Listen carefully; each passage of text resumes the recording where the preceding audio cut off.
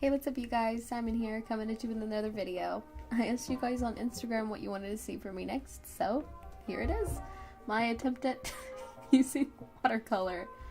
So, I asked you guys on my story what you wanted to hear me talk about in this video, and one of the first things you guys asked me was how I got so good at art and how I developed my style. And the first thing I wanted to touch on was definitely how I developed my style, because as an artist, that is one of the easiest but also hardest things that we have to do. And one of the first things you want to do when you're developing your style is study artists that you love. Watch their videos, their Instagram stories, their live streams, whatever you want to do. You just want to watch how they create the things that you love, because the best way to develop your style is honestly by copying. And you don't want to be afraid to do this, because I know there's horror stories about art theft and tracing, but honestly, it's like Drawing with Waffles said in her recent video on developing style. You'll never end up 100% copying someone else's.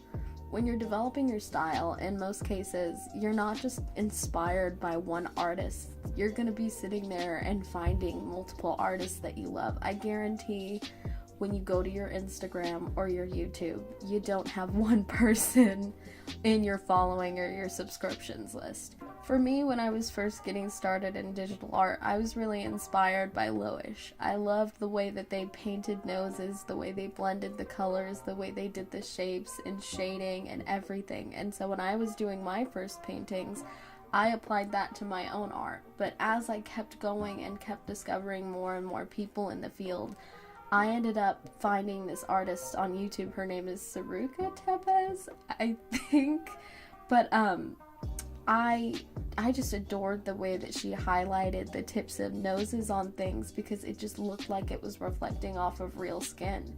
So in the end, I ended up with not just painting the way that LAKEY painted noses, but highlighting and sort of shading the way that Sarah did. And so in the end, I ended up with something that was unique to me. So if you're trying to develop your style, find people that you're inspired by, practice the things that make you inspired by them, and then make them your own, and you'll eventually have your own style in no time. So the next thing I wanted to talk about was how you can improve your art. And I know when you're watching this video and you're trying to figure out how can I make my art better, you don't want to hear the words draw as often as you can, because most of us are looking for a quick and easy and immediate fix to making our art better now. But I can promise you that there is no easy breezy way of making your art better instantly.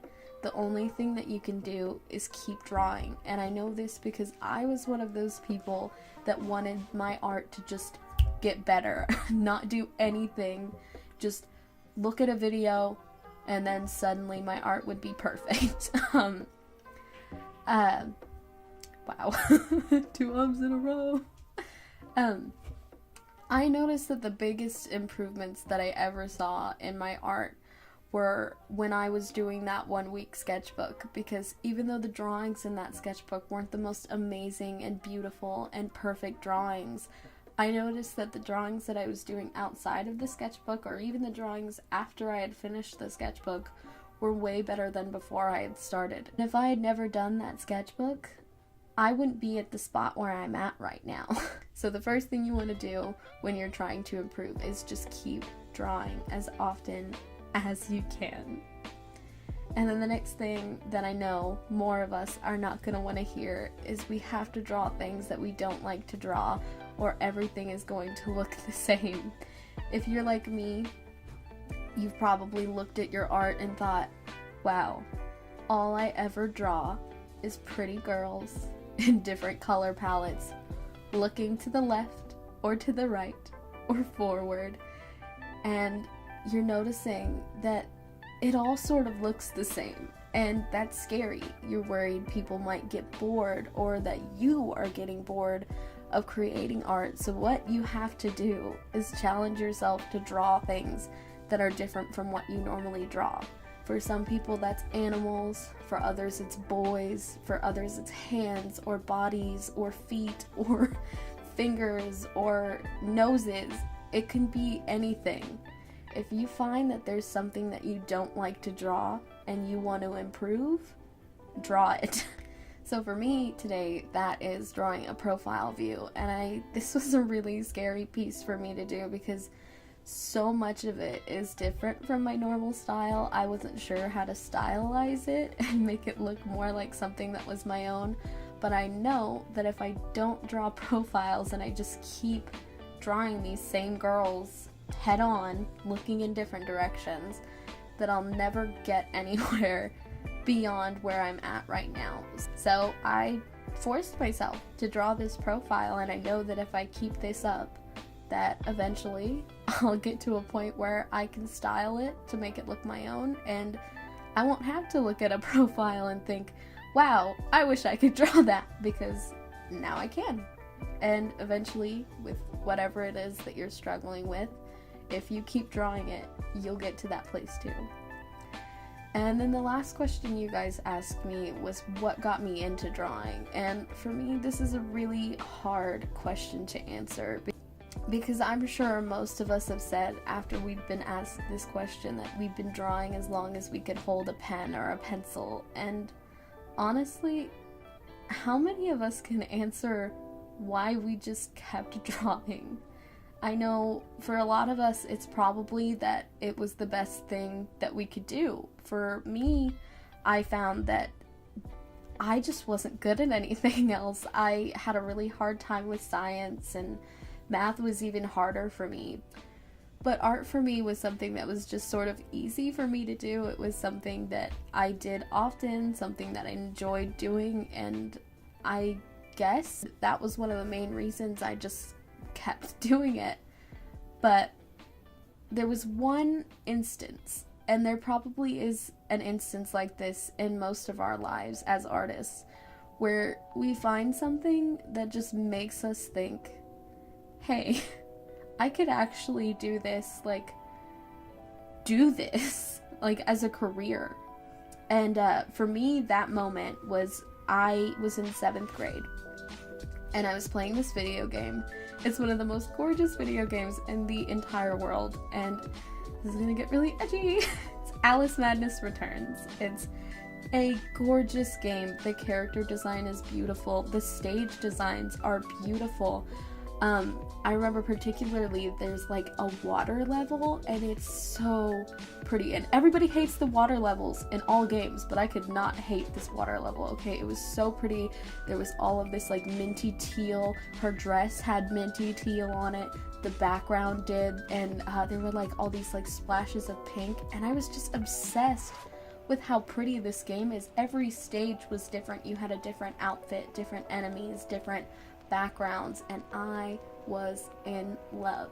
And so one day I decided I was going to search up some fan art for this game because I was going to do some of my own, and I like to look at fan art to see how everybody else sort of stylizes the characters differently.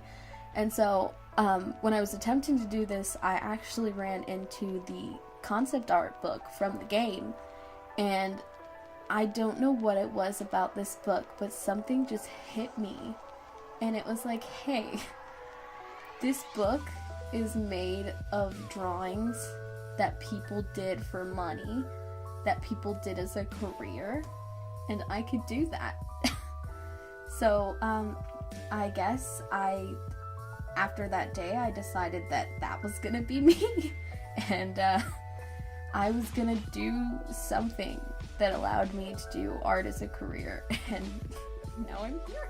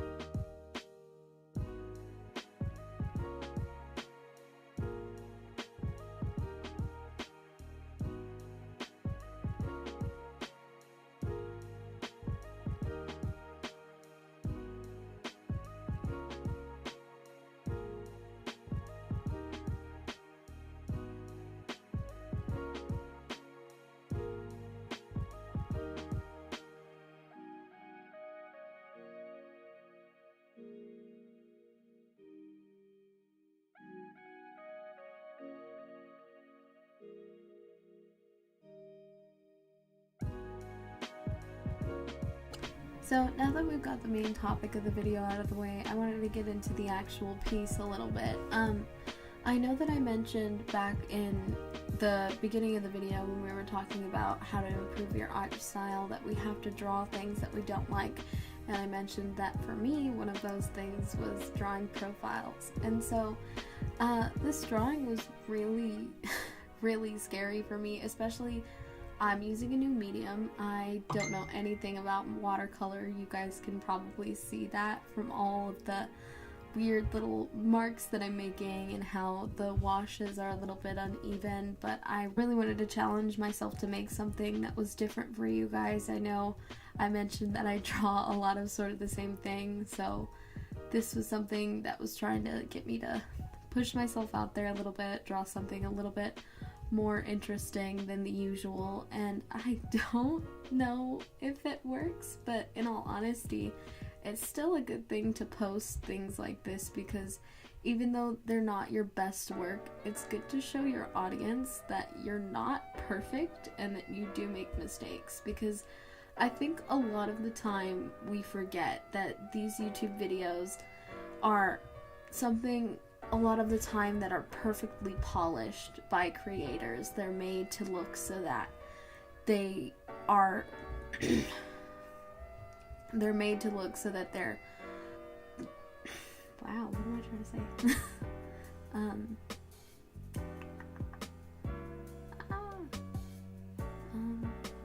Made to look so that they're I guess they're made to look so that they were super easy to make. They didn't make any mistakes other than the basic average erasing every now and again. But it's good to show that, like, you're not always gonna create pieces that are successful. There are gonna be a lot of things that you make that you don't like, and it's good to show those things because it reminds the people who are thinking maybe they want to start YouTube, or maybe they want to start posting their art on social media, and thinking that they can only post the most amazing things that they've ever created. Because one of my biggest struggles as a newer creator is worrying if my content is good enough, and the problem with that is like no, that's weird.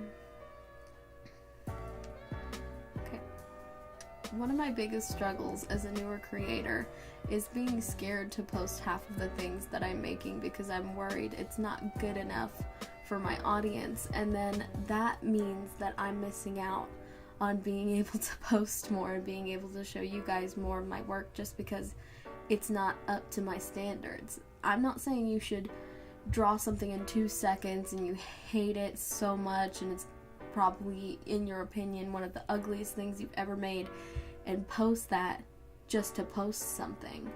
But when you spend a lot of time on something, even if it's not perfect, it's still good to post that because it's still good to get that feedback. Like, I'm shading the chin right now and I can tell you she's got a big chin, and that's something that if I didn't post this I probably wouldn't notice, because I wouldn't be sitting here and editing this video and being like, why is her chin so large? If you want to improve, you need to get yourself out there, and getting yourself out there does not mean only posting the most perfect version of yourself.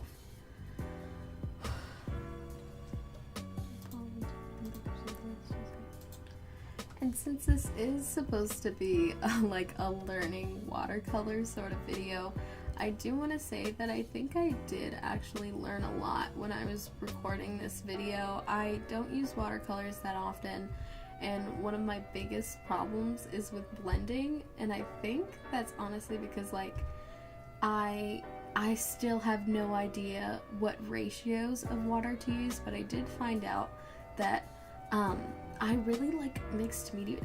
This is gonna be probably blasphemous, but I like mixed media paper with watercolor better than watercolor. I did try to use this better than with watercolor paper.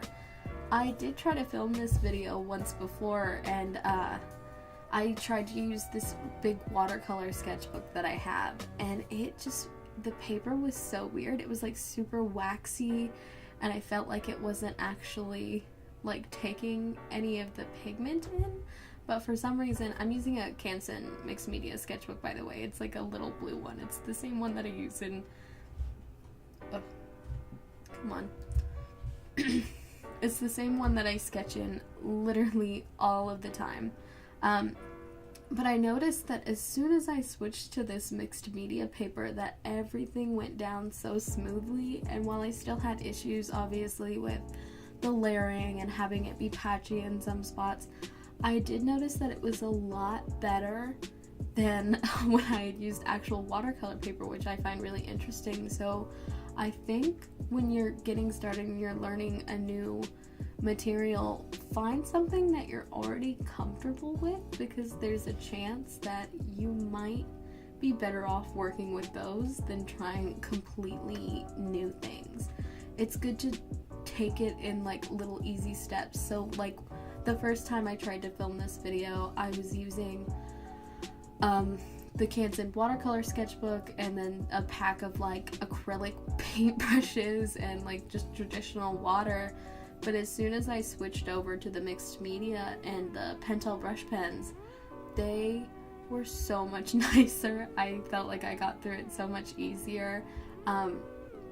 The first time I had spent 9 minutes just trying to get the skin down. And for this one, it was a lot less time. And so, yeah, I'm a lot happier with how this one came out in comparison to the other one. And I just think that it's like a really, I don't want to say interesting piece, but it is definitely something that's really different for me. And I'm really proud of that. And I hope that I can make more different things for you guys in the future. So, finally, I want to thank you guys so much for watching, and okay, and now I'm here. And finally, I want to thank you guys so much for watching. Make sure to hit that subscribe button down below and ring the notification bell, because I've recently got a lot more time on my hands, and I'm gonna be putting that into making videos for you guys. Maybe comment down below how many times I say in this video. I might turn it into a little contest. With that being said, I still don't have an outro, but we will get there, guys. Bye.